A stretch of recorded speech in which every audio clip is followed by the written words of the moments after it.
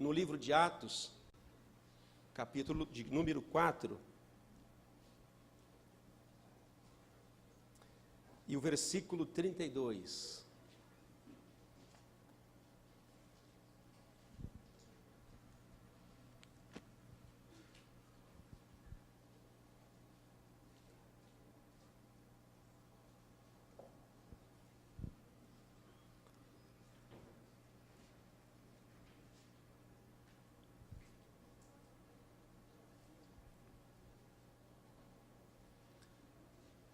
Assim que você encontrar, você vai dar um glória a Deus bem forte. Não está bem forte, quer dizer que tem muita gente por encontrar. Quantos já encontraram? Então vou contar até 3. 1, 2, 3 eu vou contar e você vai dar um glória a Deus bem forte, amém? 1, 2, 3. Obrigado. Vamos de novo, Paraninchu foi bom. 1, 2, 3. Isso, tá jóia. Da multidão dos que creram, era o coração, a alma, e ninguém considerava exclusivamente sua nenhuma das coisas que eles possuíam. Tudo, porém, era comum. Diga comigo, comum, natural.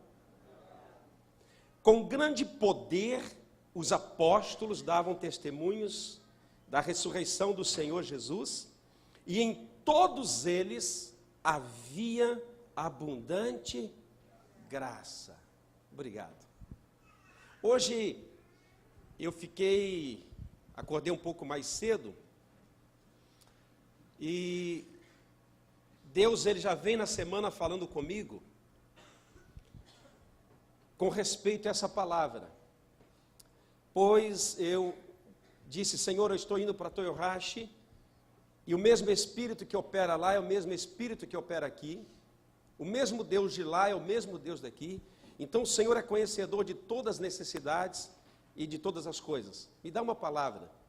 E soou no meu coração muito forte essa questão de tudo em comum, essa questão de comunhão.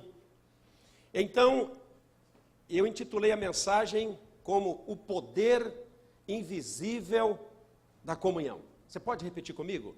Esse lado vai falar o poder e vocês vão falar invisível da comunhão. Mais forte, amém? Vamos lá. O poder. Vai lá. O poder invisível da comunhão. Isso. O poder invisível da comunhão. Ele é invisível até que a comunhão exista. Porque depois que a comunhão existir, então não se torna mais invisível. Mas muitas vezes, a comunhão ela tem poder, mas está invisível. Não foi manifesto. E quando a comunhão não é manifestada, o Espírito de Deus não se manifesta. O poder de Deus não vem. A graça de Deus não vem. Não se torna em comum as coisas. E eu tentando definir o que é comunhão, pois todo mundo sabe que comunhão em hebraico ou grego, koinonia, quer dizer comunhão, e comunhão quer dizer alguma coisa em comum.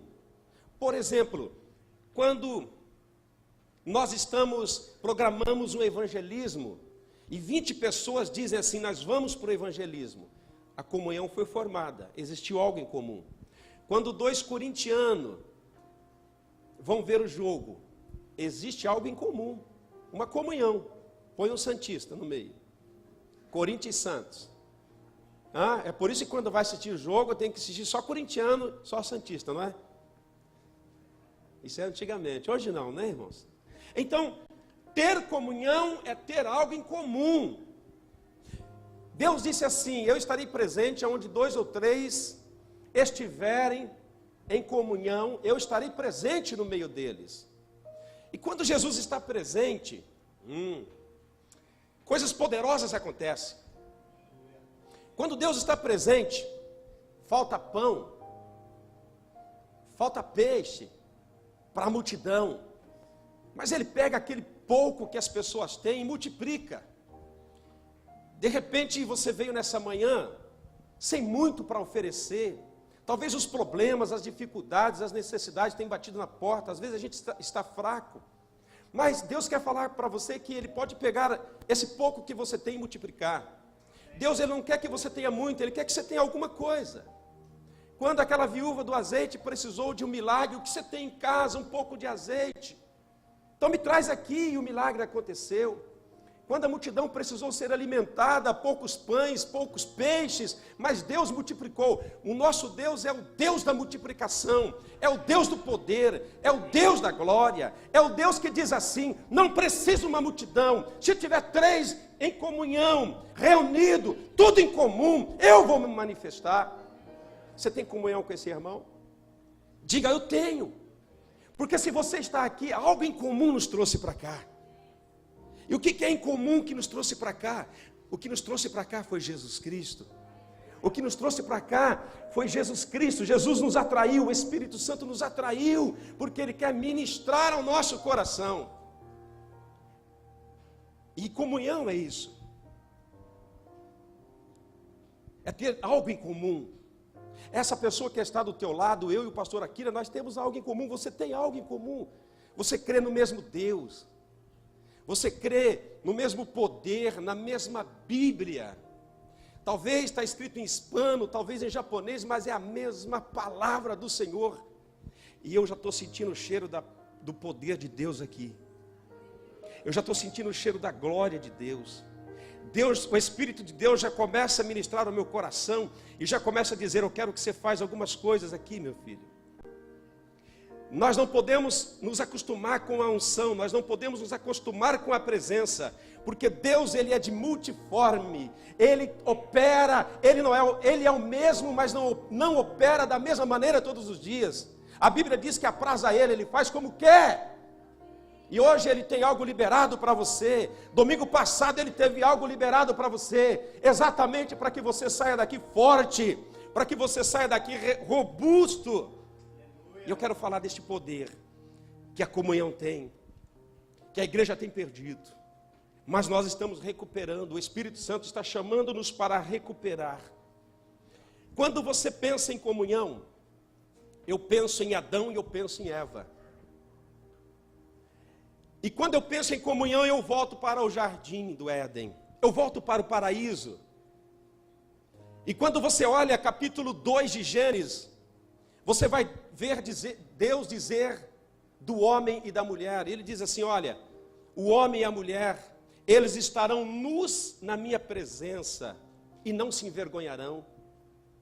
Mas lá no Éden aconteceu algo tenebroso. Lá no Éden aconteceu algo que maculou, que perdeu, que destabilizou a humanidade. Foi a perca da comunhão. Capítulo 3, de verso 8 a 10, você vai ver que o pecado, depois que foi concebido, acontece algo terrível. Deus, Ele já sabia de tudo, mas Ele não mudou. Ele veio da mesma maneira na virada da tarde. Mesmo sabendo que Eva e Adão tinham pecado, Ele veio. Pastor, eu erro muito. Pastor, eu falho muito. Pastor, eu não consigo ser aquele camarada assim que eu devo ser. Eu quero lhe dizer nessa noite: Deus, Ele vem ao teu coração. Isso não é barreira para Deus, pode ser barreira para nós, mas Deus vem e perdoa. E Ele vem na virada da tarde, e Ele começa a chamar Adão: Adão, aonde tu estás? E aí então, a Bíblia nos relata no capítulo 13, verso 8 a 10, que Adão não podendo mais se esconder, Adão não podendo mais ficar atrás das árvores, ouvindo a voz de Deus. O Espírito de Deus manda dizer aqui hoje, que tem muita gente como Adão, se escondendo atrás das árvores, não querendo aceitar o chamado de Deus. E Adão não podendo mais esconder: Adão, onde tu estás? E ele vai dar uma resposta. Ele diz assim: ouvi a tua voz, tive medo, temi, porque estava nu. Então aquilo que Deus disse que, olha, eles estarão nus e não se envergonharão. Depois do pecado, ele mesmo olha para si e diz: eu estou nu, por isso eu temi, por isso eu escondi. Então a perca da comunhão com Deus faz com que a vergonha se instale no nosso coração. A perca da comunhão com Deus faz que o temor, o medo, venha nas nossas vidas. E nessa semana o Espírito de Deus disse assim: ministre essa palavra, porque eu quero, naquela igreja, restaurar a comunhão de muitos comigo. Quando eles perderam a comunhão, quando eles perderam aquele algo em comum, o medo se aproximou, a vergonha se aproximou, e ali então houve uma instabilidade terrível. Ali então Deus vem, Deus diz assim para se arrepende, porque fez isso, maldita será, se arrastará. Ele olha para a terra e disse: Adão, deste ouvido à sua mulher, a terra será maldita. Ele olha para a mulher e diz assim: eu multiplicarei a sua dor de parto. Ele olha para Adão e diz assim: do suor do teu rosto comerás. Capítulo 4 você vê Caim matando Abel. Capítulo 11 de Gênesis você vê um outro quadro da humanidade. A humanidade já estava desgastada. Eles olham entre si e dizem assim: vamos fazer alguma coisa para tocar os céus. Vamos fazer alguma coisa para atingir os céus. O homem começa a sentir falta da comunhão. Eles começaram a sentir falta da presença. Eles começaram a sentir falta daquele algo em comum com Deus.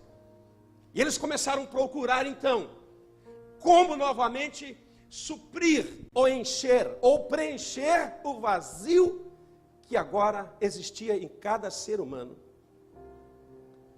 E eles então começam a procurar através das religiões.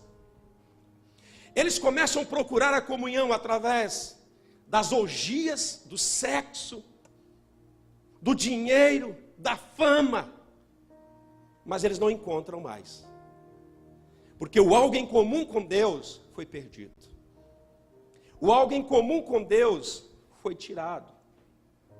O algo em comum com Deus chamado comunhão não existia mais. E isso continua sobre a terra. Você vê as pessoas tentando dar jeito nos países com os melhores presidentes. Você vê os presidentes tentando fazer com que os seus países melhoram e não acontece. Mas Deus, Ele começa a trabalhar porque Ele vê que as pessoas perderam por falta da comunhão. E por que a comunhão ela é importante? Por que isso é tão importante? Por que isso é de fundamental importância para a igreja, que é o corpo de Cristo?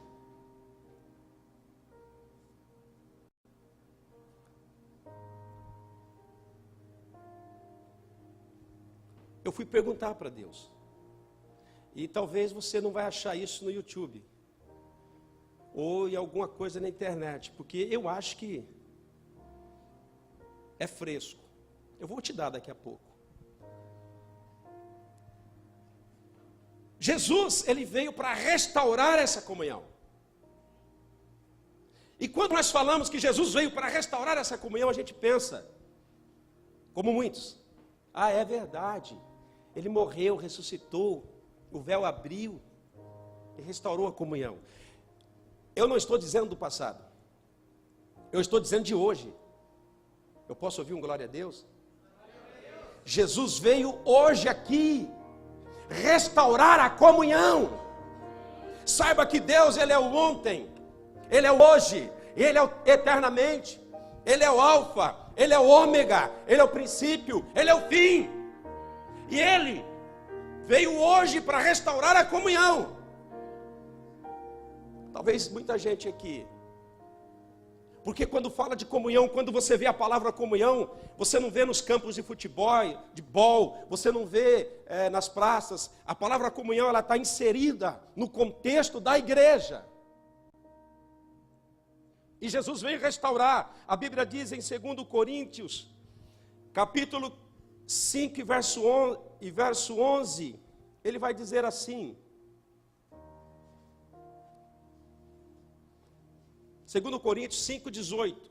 Ora, tudo provém de Deus, que nos reconciliou consigo mesmo por meio de Cristo e nos deu o ministério da reconciliação. Em Romanos capítulo 5, verso 11, diz assim: e não apenas isto, mas também nos gloriamos em Deus por nosso Senhor Jesus Cristo, por intermédio de quem recebemos agora, diga agora, a reconciliação. Jesus, ele veio para restaurar isso. Jesus, ele veio para restaurar o tudo em comum com Deus. Ele veio restaurar aquilo que estava perdido, porque ele mesmo disse que quando essa união existe no meio da igreja, você vai sentir o cheiro do Espírito Santo, você vai ver os milagres acontecer, você vai ver a glória chegar nas nossas vidas, você vai ver aquilo que acontecia na igreja de Atos. O pessoal vinha para a igreja tinha uma abundante graça, a igreja tinha algo em comum, a sua dívida, ela era olhada para os outros irmãos, e eles procuravam um jeito para te ajudar. Eles viam o seu problema e procuravam um jeito para te ajudar. Mas não tem sido assim a história de muitos lugares. Você está com problema? Ah, é? Estourou o cartão de crédito? Se vira. Quiser, eu tenho um cursinho aí para você. Mas acabou. E Deus está restaurando isso. Deus, ele quer sim. Eu não estou dizendo que ele vai fazer uma igreja de Atos, mas ele vai fazer uma igreja de Cristo, cheia de comunhão, onde homens como eu falho, que posso falhar, encontre amigos no meio da igreja, mulheres que vão errar e não vão ser jogadas fora, mas vão encontrar no meio da igreja ajuda, porque afinal de contas ninguém é super-homem, todos nós erramos e falhamos, todos nós podemos cair. A palavra de Deus diz: aquele que está em pé, vigie, tome conta para que não caia. Mas nós precisamos na igreja dessa comunhão, que nos leve além das barreiras, que nos leve além dos problemas, que nos leve além daquilo que foi cometido, e possamos abraçar as pessoas e dizer: nós estamos juntos, nós vamos até o fim. Você pode olhar para o teu irmão que está do teu lado, olhar para ele e falar assim: olha, acho que esse culto vai mudar algumas coisas da minha vida.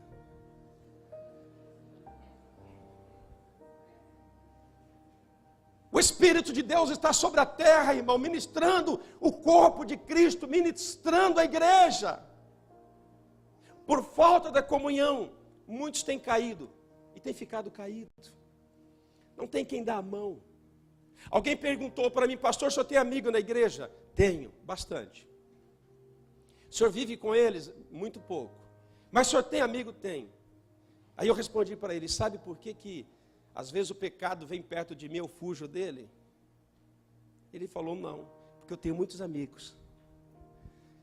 E eu sei que se eu cair, eu posso ferir algum deles. E eu não quero ferir os meus amigos. Eu não quero ferir os meus irmãos. Eu não quero que a minha vida seja para os irmãos um tropeço.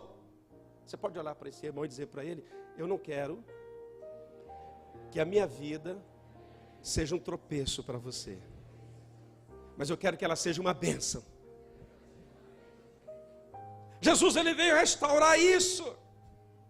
Jesus veio trazer de volta exatamente isso que o homem perdeu.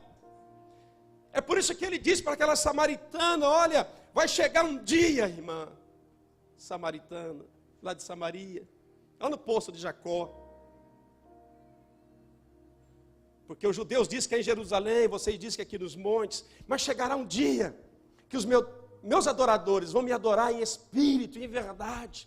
É no monte, é em Jerusalém, é em Samaria, é aqui. a comunhão será restabelecida. Esse algo em comum será restabelecido. Eu, Jesus, vou restabelecer isso. E além disso, ele diz em Romanos capítulo 5, verso 5: e eu vou derramar do meu espírito eu vou derramar o amor no coração daqueles que creem em mim. O amor não vem de conta-gota, o amor é derramado através do Espírito Santo. Isso quer dizer que problema de amor não existe na igreja. Só vai existir se você não tiver o Espírito Santo. Eu quero ver alguém que não tem o Espírito Santo. Porque se alguém não tem o Espírito Santo, ele quer entrar na sua vida hoje. O amor é derramado no nosso coração através do Espírito Santo. Para que esta comunhão seja mais forte. Tão forte. Tão forte. Que a gente possa ver aquela pessoa caída ou de pé e falar: olha, eu quero estar com você. A igreja precisa desta comunhão com o Pai. A igreja precisa desta comunhão com Deus.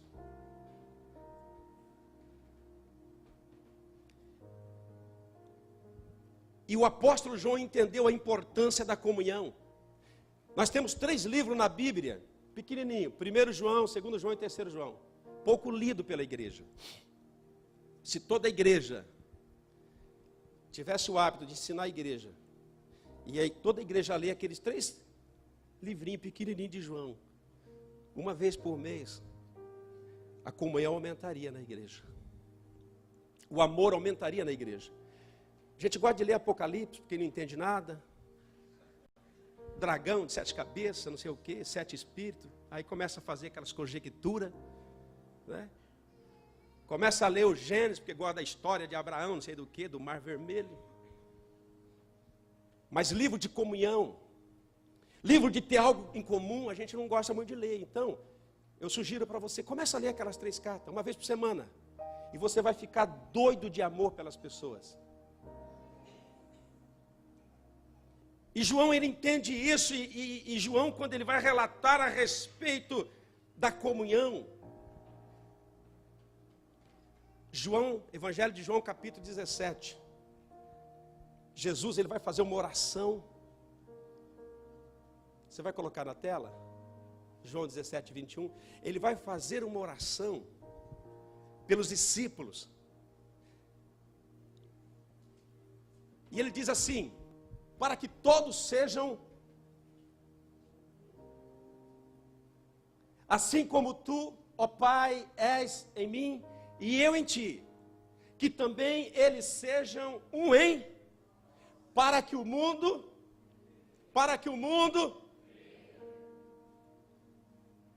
que tu me, Jesus, ele faz essa oração para os discípulos, mas não só para eles, isso vem atravessando gerações. Ele faz essa oração e diz assim: olha, eu quero que haja algo como existe entre eu e o Senhor, Pai. Aí eu perguntei: Deus, por quê? Que há um interesse tão grande em Jesus, que haja algo em comum, que nós possamos ser um. Aí o livro de João me respondeu: porque quanto mais comunhão com Jesus, quanto mais comunhão com Deus, mais amor no nosso coração e amor para o próximo. As pessoas, quando elas vão reclamar de algo, elas reclamam do quê? Você não me ama. O que a mulher sempre pergunta para o esposo: você me ama? Se alguém pergunta, você me ama, é porque ela não tem certeza. E aí a gente diz: você sabe que te amo. Os Pedro do século 21, você sabe tudo, meu amor, você sabe que eu te amo. Ela continua duvidando do seu amor. É por isso que muitos irmãos duvidam do amor, porque quando procura o amor na prática, não vê. E o amor é para ser demonstrado, o amor é para ser vivido, o amor não é para ser cantado. Eu amo você, você sabe que te amo. Vem a hora da cantina, o cara sem dinheiro, vê o cara cantando esse negócio de amor: paga um bentô para mim aí. Ô meu, trabalho a semana toda, tá duro. Isso não acontece aqui, só na nossa igreja. Lá acontece, aquela região é terrível. Precisamos viver este amor na prática. E João, ele entende isso. Ele diz assim: quando você tiver essa comunhão intensa com Deus, Ele aumentará o seu amor, e você começará a amar o próximo como a ti mesmo. Aí as coisas vão mudar. Aí o mundo vai ver que a igreja é de Deus, vai ver que Jesus Cristo veio para salvar. E João, entendendo isso, ele diz assim: se não tiver amor, você está em trevas. Se não tiver amor, você está sem direção. Está tudo lá em 1 João. Se você não tiver amor, você é um assassino do irmão. Se você não tiver amor, você é mentiroso.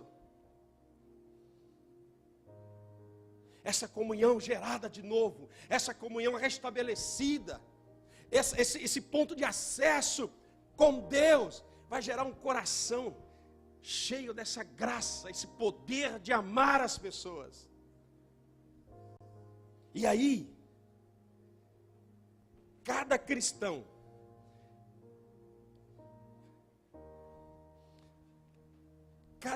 começa a ter uma marca. O apóstolo Paulo diz que ele tinha marcas de Cristo. Mas era marca mesmo, apedrejamento, vara, sofreu bastante. E ele diz: eu trago no meu corpo as marcas de Cristo. Eu particularmente, eu não quero marca de vara hoje. Nem de chicote, não quero ser apedrejado. Quem quer? Não queremos. Mas nós também podemos ter as marcas de Cristo na nossa vida. Como, pastora? Quando começamos a amar os nossos irmãos. Quando você começa a ver um problema e falar: esse problema podia ser meu. E você começa a sentir a dor daquele problema, daquela necessidade. Aí você começa a ter outra coisa muito importante, que sem ela não acontece milagre: compaixão. Quando você olha na vida de Jesus, a Bíblia diz assim, Henrique, que Jesus se compungia, ele se movia em compaixão e tocava nas pessoas, e as pessoas eram curadas. Comunhão gera o amor gera a compaixão, e a compaixão gera a capacidade de você entender, de você ir até as pessoas e dizer para ela até aquilo que você não quer. E você começa a ter a marca de Cristo. E o apóstolo João, na sua carta de 1 ao João, ele começa a entender, ele diz assim: quem ama os irmãos tem a marca de Cristo. E 1 João capítulo 2 e verso 10 diz assim: a primeira marca de alguém que ama as pessoas, alguém que ama os irmãos, ele está na luz. A segunda marca tem a vida de Deus. Aleluia. Abundante graça. Os apóstolos davam grande demonstração de poder. E eles tinham tudo em comum. E havia no meio da igreja uma abundante graça. Tem a vida de Deus. Está pronto, em João 3,16, 1 João diz assim: está pronto para dar a sua própria vida para os irmãos. Eu paro nesse versículo e falo: cara, esse cara, isso veio de Deus. Não pode ter vindo de João isso. A membresia da igreja não vai abaixar, amém, pastor? Ninguém vai se matar.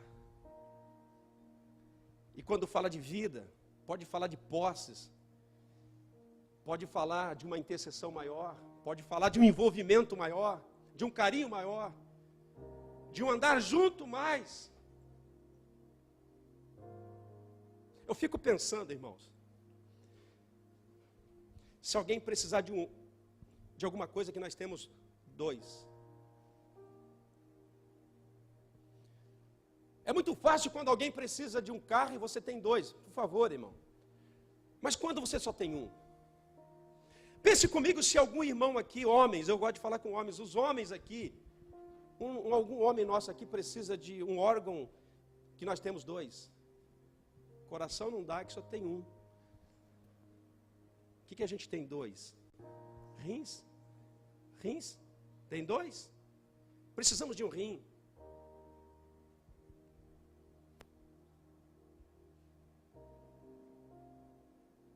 Pastor Akira precisa de um rim, irmão. O SUS no Brasil está evoluído. Por quê? Você entra e já espera na fila. Milagre duplo. Primeiro, chegar até o médico. Segundo, receber esse rim. Será essa atitude ou será atitude assim?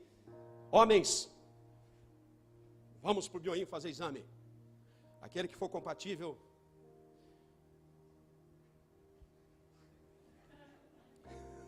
Eu acho que vai ter um monte de gente. Primeiro, Henrique, por favor, a honra é toda sua, meu filho. Por favor. Os jovens primeiro. Depois, fica tranquilo, filho, vai dar tudo certo. Estou orando por ti. Ó, aqui, ó. Jesus. Né? Vai ter um monte de gente assim na frente do hospital, pastora. Vai, irmão, que a gente está tudo aqui intercedendo, ó. Ou nós vamos estar prontos. É só para pensar, irmão. O Akira vai ter rins aí para a vida toda. Ele vai morrer com esses rins. E se não morrer, vai ser ressuscitado com todos eles. Aí Deus vai transformar. Mas a Bíblia diz que dar a vida pelos irmãos é uma marca. Em 1 João 4,7 diz assim, que uma marca importante conhece a Deus. Um monte de gente querendo conhecer a Deus. Eu quero conhecer a Deus, eu quero conhecer. Começa a amar essa pessoa que está do teu lado. Começa a amar ela e você já conheceu a Deus. Porque a Bíblia diz assim, estive nu e não me visitaste. Estive com fome e não me deste de ir. Tive sede e não me deste de ir. Tive doente e não me deste de ir. Nem me visitaste foste. Jesus, quando teve fome? Quando teve sede? Quando o Senhor esteve doente? E Jesus disse assim, quando vocês fazem isso a qualquer um dos pequeninos, vocês estão fazendo como se fosse para mim. Está entendendo a importância da comunhão?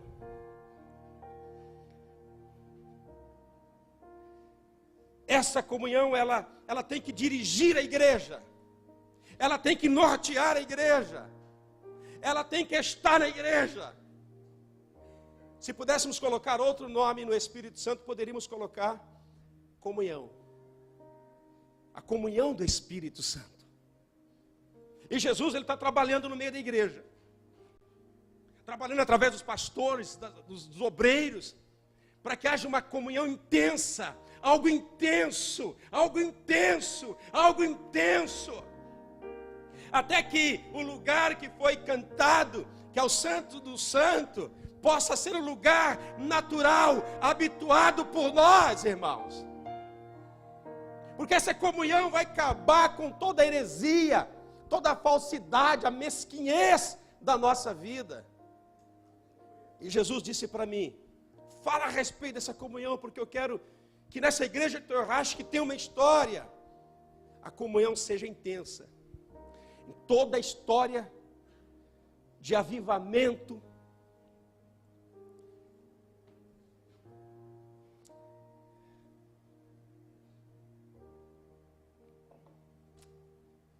está filmando, né? Deus manda falar para você, pastor. Toda história de avivamento tem um começo, começa por alguém. E geralmente não começa por quem a gente acha que deve começar. Geralmente Deus vai começar por baixo. E Deus manda te dizer que existe no coração de Deus um desejo de encontrar alguém para que essa comunhão seja estabelecida neste lugar. E quando digo neste lugar, Deus manda te dizer, não é só aqui, em outras igrejas. Eu quero ousar a dizer hoje, porque sinto no meu coração, não posso ir embora sem dizer que Deus está procurando, como procurou Isaías. Só que Isaías foi sábio, ele disse, eis-me aqui.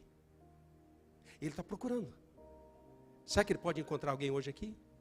Será que ele pode encontrar um pastor aqui? E esse pastor dizer igual a Isaías? Então diga igual a Isaías. Eis-me aqui, Senhor.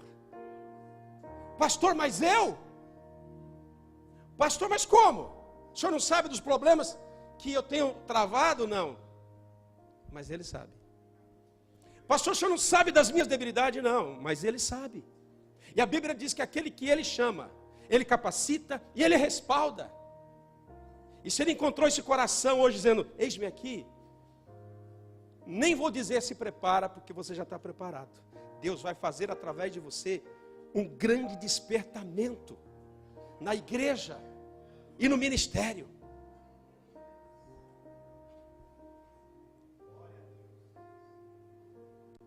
Pastora Keila, por favor.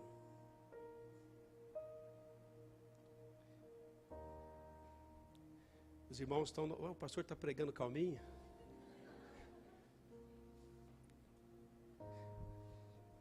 Pastora Cláudia, por favor, as duas. Nisto se manifestou o amor de Deus em nós, enviando o seu Filho único ao mundo, para vivermos por meio dele. Nisto consiste o amor, não em que tenhamos amado a Deus, mas ele é que nos amou e enviou o seu Filho. Quando se fala de Espírito Santo, já se pensa em poder, e é isso, o Espírito Santo é poder para nos transformar em discípulos, não só da cura, mas também da comunhão. O discípulo, ele tem que ter a característica do amor e da comunhão. E eu quero fechar essa mensagem dizendo que a comunhão mais intensa, você não pode sair daqui dizendo, eu vou ler a Bíblia todinha hoje. Hoje eu vou ficar 5, 10 horas orando. Eu tenho aprendido nesses 50 anos que tenho, que a comunhão com Deus não é feita em um dia. Ela é feita de momentos, ela é feita de minutos, ela é feita de horas. Você pode ler a Bíblia toda hoje e de repente ficar sem a comunhão. O que você tem que ter é a Bíblia como o seu livro de fé, como algo importante. Você tem que ter a oração como um costume na sua vida, nem que for para almoçar ou jantar. Não adianta sair daqui desesperado, eu quero loucamente comunhão, porque a comunhão não vem intensa, ela vem dia a dia. Dia a dia. É alguém que você vai ter que respeitar na fábrica, é alguém que você vai ter que amar na fábrica, é alguém que você vai ter que parar de dizer que ele é chato na fábrica. É alguém que você vai ter que parar de falar, pô, esse cara aqui é demais, é ruim demais. Então a comunhão, ela vai se tornando intensa na sua vida. E você começa a amar as pessoas, amar aqueles que te governam, aqueles que são as suas autoridades eclesiásticas na igreja, ou até secular, no seu trabalho. Porque você tem comunhão com o Pai, e essa comunhão leva você a ter comunhão com as outras pessoas. Mas ele é ruim, mas eu não estou falando dele, eu estou falando do Pai. O Pai e eu temos comunhão. Jesus, ele orou para que eu pudesse ser como ele, o Pai. Amém? Pastor, eu quero poder, para quê? Pastor, eu quero dons, para quê? Para ficar no hall e você dizer, eu tenho dons, eu sou profeta, eu profetizo? Ou para você ir ao campo, para você ir na célula, para você ir lá onde as pessoas precisam, levar um evangelho de salvação, de libertação, porque o evangelho de poder não é só curar, mas é o poder do amor, da capacidade de entender, de compreender, de sentir, de viver. E essa comunhão intensa gera o amor intenso. Se perguntar o nome aqui, acho que eu conheço 2, 3 pelo nome. Mas existe um amor intenso por vocês, porque ele não é gerado porque vocês gostam de mim ou eu de vocês, mas porque eu tenho essa comunhão com Deus. Por isso esse respeito, por isso esse amor existe até entre aqueles que você não conhece de outras igrejas. Porque o Pai está estabelecendo isso. O Pai está estabelecendo isso. Amém? E esta comunhão gerada este amor. Então você vai começar a ver as marcas de Cristo. Você vai começar a ver as marcas de Cristo. Você vai começar a ver a luz. Você vai começar a ver o sal. Você vai começar a ver as pessoas se manifestando e a abundante graça invadindo a igreja. E a igreja não tendo aquele problema que a gente gosta, cheia, cheia, cheia, cheia. Por quê? Porque a abundante graça veio sobre a igreja. Você quer orar comigo para que isso aconteça? Você quer orar? Vai acontecer.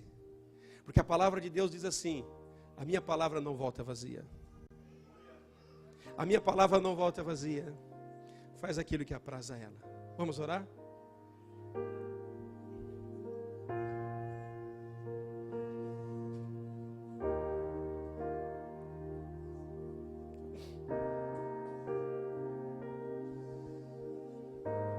Se os músicos puderem vir aqui, eu quero cantar um cântico com a igreja. Eu sempre venho aqui e Deus me manda fazer algumas coisas. Eu quero ser fiel a isso. Levante a sua mão comigo. Diga assim: a minha comunhão com o Pai vai gerar em mim amor, e o amor gerará em mim as marcas de Cristo.